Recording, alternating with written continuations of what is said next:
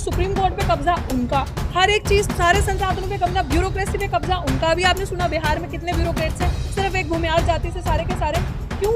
हम कहाँ पे, हमारे लोग कहाँ पे? कब्जा करके हमारे साथ हकमारी करी, हमारे साथ ठगी करी, हमारे सारी चीज़ों को जो फेयर डिस्ट्रीब्यूशन ऑफ रिसोर्सेज होनी चाहिए तो वो सारी चीज़ें मारी। उन लोगों को मैं कह रही हूँ कि पहले हमारी हिस्सेदारी दो, हमारी जितनी संख्या उसके हिसाब से, गेट आउट। 3000 साल वाले पहले छोड़ेंगे या अभी हम लोग फर्स्ट जनरेशन पहले छोड़ेंगे? पहले उनको बोलो जिनके दादा बाबा सब ने कब्जा किया हुआ है, पहले उनका दायित्व बनता है कि वो खुद से बोले मैं आरक्षण छोड़ता हूँ। हम आरक्षण छोड़ने जा रहे हैं। जो जातियाँ, जो लोग इतना टाइम से पीछे रह गए हैं बराबरी की रेस से, हम उनको मौका देते हैं। तो पहले अपना बड़ा दिल वो करें। हर चीज़ की उम्मीद हमसे क्यों करते हैं? क्योंकि हम संभाले नहीं जा रहे। हम कोई 10-20 लोग जो पढ़ के इस तरीके से आ रहे हैं, सवाल कर रहे हैं, बर्दाश्त नहीं हो रहा। तो पहले जाओ वैदिक आरक्षण छोड़ो। जो तुम्हें मंत्र पढ़ने का, जो धार्मिक ग्रंथ पढ़ने का अधिकार सिर्फ तुम्हें था, स्कूल जाने का, सब चीज़ों पे, चाहे वो प्राकृतिक संसाधन हो, धरती के ऊपर, धरती के नीचे, सबका तुम्हारा अधिकार था। सो पहले तुम वो सारी चीज़ें छोड़ो और बोलो कि आज से हम छोड़ रहे हैं, फिर हमसे बात करना। कौन सा 3000 साल का आरक्षण की बात कर रहे हैं? अच्छा, तो मैं मतलब अब मुझे तुम लोगों को बार बार ये चीज़ समझानी पड़ेगी। मेरा दादा तो मैंने बार बार बताया कि सीजीआई नहीं था, ना बाप था, ना मैं हूँ, मैं तो वहीं बैठी हूँ। ना ही तो मेरे खानदान में उसी टाइम से इतने बीघे ज़मीनें हैं लोगों के पास, जिनके पास सारे संसाधनों का कब्जा है, जिनको सिर्फ सब चीज़ें पढ़ने का, लिखने का, चाहे वो कोई रिलीजियस चीज़ें होगी, चाहे वो सोशली कोई चीज़ होगी, चाहे वो एजुकेशनली कोई चीज़, जिनका सबसे ज़्यादा कब्जा था, जिसे हम कहते हैं वैदिक आरक्षण, जिसे वेद ग्रंथ ये बताते थे कि पढ़ने का अधिकार सिर्फ इन जातियों का। बाकी तो सब बस आए हैं टाइम काटने। इन पशु से भी बदतर जिनके साथ हालत होती थी जिनकी। तो जिन लोगों ने कब्जा करके हमारे साथ हकमारी करी, हमारे साथ ठगी करी, हमारे सारी चीज़ों को जो फेयर डिस्ट्रीब्यूशन ऑफ रिसोर्सेज होनी चाहिए तो वो सारी चीज़ें मारी।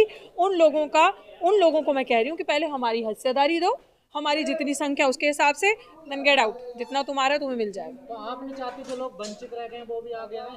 अरे अभी आप कहाँ पे आए हैं? जो लोग वंचित रह गए हैं, ये सरकार की जिम्मेदारी बनती है कि उन्हें वंचित सरकार ने किया है। अपने अपने पॉलिटिकल एजेंडा सेट करके उनके लिए जो स्पेशल कंपोनेंट्स प्लान्स थे, उनके लिए जो स्पेशल स्कॉलरशिप थी, उनके लिए जो पढ़ाने के लिए, उनको आगे बढ़ाने के लिए जो पॉलिसीज, फ्री एजुकेशन होनी चाहिए थी टिल हायर एजुकेशन, सरकार ने वो नहीं दी। सरकार ने उनको, कहते हैं ना, इंग्रेज करते थे डिवाइड एंड रूल, इन्होंने डाइवर्ट, डिवाइड एंड रूल किया। डाइवर्ट करके ताकि आप सड़कों पर रहो, सारी सरकारी नौकरियां ले ली, सारे सरकारी इंस्टीट्यूशन को प्राइवेट कर दिया। भाई कितनी बड़ी गला फाड़ फाड़ के आपको बताएं कि जब रिजर्वेशन तो प्राइवेट सेक्टर्स में होगी ना, और रिजर्वेशन कोई गरीब को अमीर करने की योजना नहीं है।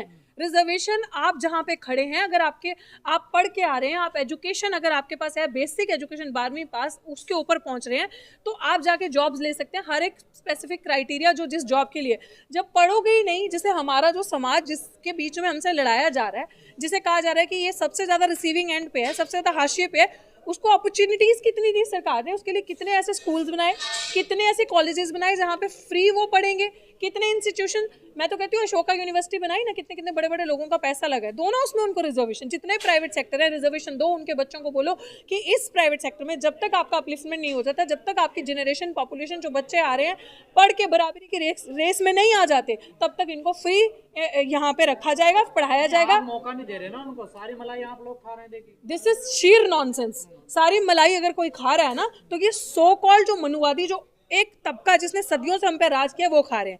उनको आरक्षण भी चाहिए। पहले 100 साल का आरक्षण चाहिए, वैदिक आरक्षण। उसके बाद पूरा 100 साल, मतलब 100% आरक्षण मिला। वैदिक आरक्षण तब तो कोई हिस्सेदारी थी ना, मेरे दादा मम्मी पापा परदादा तब तो नहीं पढ़ते थे ना, अधिकार ही नहीं था, मंदिर तक जाने का अधिकार नहीं था, वेद ग्रंथ सुनने का अधिकार नहीं था। सुनोगे तो कानों में शीशा पिघला के डाल दिया जाएगा। तो ध्यान से समझना, आज के बाद आप मुझे ये सवाल बार बार नहीं करोगे कि हम डिवीजन क्रिएट करें। नहीं, आपको सुनना है, आपको उनके हम बदला नहीं ले रहे, ये नॉनसेंस है। कौन बदला ले रहे? हम कभी अपने भाई को, अपने परिवार को कोई मारता है? वो हमें डिवीजन क्रिएट करने की कोशिश कर रहे हैं। जिन्होंने 100% का आरक्षण लिया, 100% आरक्षण 3000 साल, उनसे तो आप सवाल नहीं करेंगे। है दम तो जाके पूछे ना उनसे कि आपका कैसे कब्जा था, कैसे आपका बच्चा, पूरा सुप्रीम कोर्ट पे कब्जा उनका, हर एक चीज, सारे संसाधनों पे कब्जा, ब्यूरोक्रेसी पे कब्जा उनका। भी आपने सुना बिहार में कितने ब्यूरोक्रेट्स हैं सिर्फ एक भूमिहार जाति से सारे के सारे। क्यों? हम कहाँ पे, हमारे लोग कहाँ पे हैं? कितने चमार समाज के, कितने दूसरी जातियों के वहाँ पे बैठे हैं। तो ये सवाल बिल्कुल बेबुनियाद सवाल है कि एक जाति दूसरी जाति का रिजर्वेशन खा गई। जस्ट दैट कि आपने ये आरोप तो आपके भाई लगा रहे हैं ना, बिल्कुल नहीं लगा रहे। उनके बीच में जो घुसपैठिए बन के बैठे हैं, उनके बीच में तो आरएसएस वाले आज जो बड़े हितैषी बन गए। जब हमारी बहन बेटी की इज्जत लूटी जाती है, जब हमें मारा जाता है, जब हमारा समाज जो सबसे हाशिए पे है, अभी उत्तर प्रदेश की घटना हुई थी जब हमारे समाज की बच्ची के साथ अत्याचार बलात्कार हुआ, इन्हीं के लोग करते हैं। और यही लोग आज हमारे लोगों को आके बरगला रहे हैं। ये लोग तब कहाँ थे जब हमारी बेटियों का रेप होता है, तब कहाँ थे जब हमारा अपहरण होता है, जब हमें हमारे साथ मोलेस्टेशन होती है, हमें मारा जाता है, तब लोग ये लोग कहाँ होते हैं। आज जब हमारे अंदर फूट डालना है और राजनीति करनी है, हमें तोड़ना है आपसी भाईचारे को, तब आप ये बकवास कर रहे हो। और वो जो लोग भड़का रहे हैं, वो मैं कह रही हूँ हमारा समाज है, हमारे अपने लोग हैं। टाइम हो सकता है 10 दिन लगे, 20 दिन लगे। अब सरकार को समझ में आ गई 21 अगस्त के बाद कि ये नौटंकी, ये ड्रामा चलने नहीं वाला। हमारा जो समाज थोड़ा सा बोल रहा है उसको भी समझ आ जाएगी जब प्रैक्टिकली हम एक जगह बैठ के बात करेंगे, आपस में विमर्श करेंगे। क्योंकि उन्होंने विमर्श नहीं किया, हम पे थोप दिया, हमें डराने के लिए, हमारा पेशेंस और वाटर चेक करने के लिए तापमान कितना गर्म है। तो ये जो ड्रामा ये क्रिएट करते हैं, ये ज़्यादा देर नहीं चलेगा। क्योंकि वो चीज़ें, ये जो डिवीजन क्रिएट करना है, हमें जिस तरीके से हम जैसे लोग जो पढ़ के आ गए हैं, जो विरोध अपना दर्ज कराते हैं, सरकार की पोल पट्टी खोलते हैं हमारा मुंह बंद करने के लिए।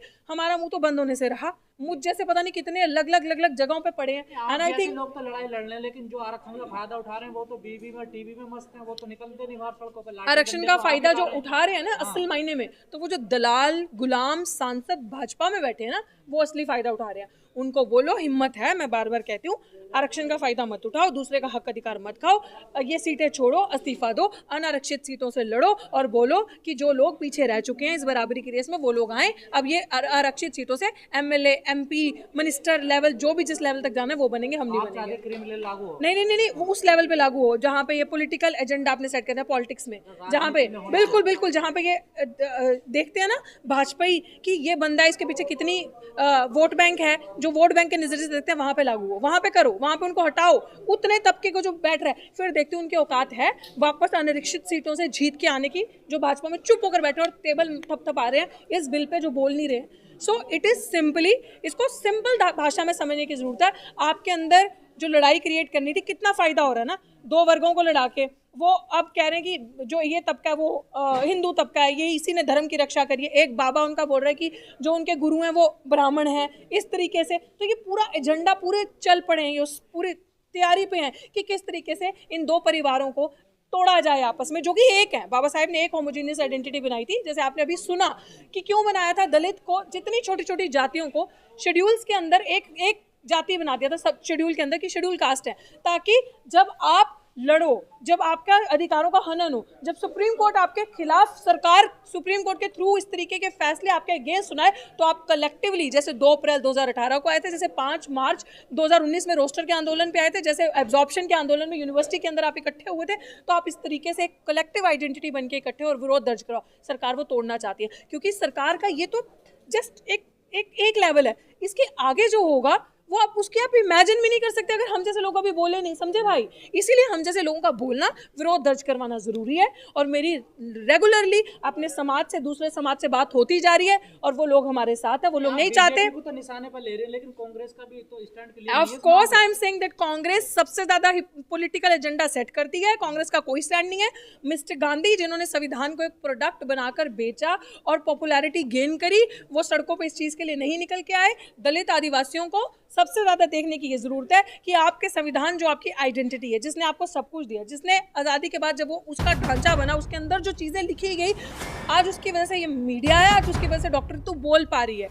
उसको बचाने का जब आपने जिम्मा उठाया, तो किसी ने प्रोडक्ट बना के उसको बेचा, उसकी मार्केटिंग करी, और वो ही जो आज उनको सड़क पे हमसे सबसे पहले होना चाहिए था। इवन जिसको मैं बार बार कहती हूँ, जो ठग बंधन बना था, इस ठग बंधन को, जिसे आप लोग गठबंधन कहते हैं, और जो एक ठग बंधन था, जो दलित गरीबों को ठगने आया, उनका वोट लेने आया, इस ठग बंधन को राह दिखानी चाहिए थी, इस ठग बंधन को गाइड करना चाहिए था, इस ठग बंधन को सबसे पहले विरोध दर्ज करवाना चाहिए था सड़कों पे कि भाई सभी दलित, शोषित, वंचित जातियां जिन्होंने हमें वोट देकर ऑपोजिशन का लीडर बनाया, वो सब सड़कों पे आ जाओ, सब लोग, ये आपके हकों का बहुत बड़ा डाका हो रहा है। मिस्टर गांधी को कहना चाहिए था कि भाई मैं तो जंतर मंतर पे सड़क पे बैठ रहा हूँ, और मैं जंतर मंतर पे सड़क पे बैठ के बोल रहा हूँ सुप्रीम कोर्ट के 7 जजों का फैसला गलत है, और इस फैसले के अगेंस्ट मैं हूँ, और ये फैसला सिर्फ डिवीजन करने का है। हम सब एक आइडेंटिटी और दलितों के साथ, मैं वही तो बोल रही हूँ, यहीं से खुद के अंदर ही सॉलिडारिटी नहीं है, खुद के अंदर ही नहीं पता ना क्या है, क्योंकि कभी भी हमारे हितैषी तो रहे नहीं ना, कभी भी हमें तो सिर्फ वोट बैंक के तरीके से सोचा, तो हमारा कभी सोचा ही नहीं उस लेवल पे। तो अगर हमारा सोचते उस लेवल पे, चलिए ठीक है, धन्यवाद।